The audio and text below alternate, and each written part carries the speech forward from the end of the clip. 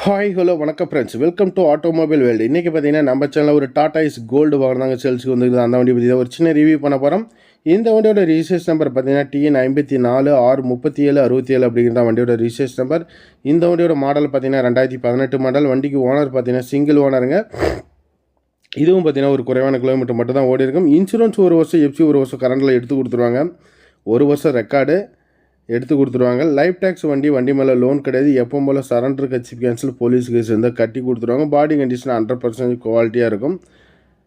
4 tyre ஒரு 60 காசு button கணக்கு வச்சுக்கோங்க. பாடி எல்லாமே பார்த்துக்கோங்க. வீடியோவில் நீங்கள் எப்படி பார்க்குறீங்களோ அதே மாதிரியே பார்த்தீங்கன்னா நேரில் பார்த்தீங்கன்னா வண்டி இருக்கும். நீங்கள் வீடியோ காமிச்சே பேசலாம். சரி, வீடியோவில் ஓடுற நம்பருக்கு கூப்பிட்டிங்கன்னா அவர் உங்களுக்கு தேவையான தகவலை சொல்லுவாங்க.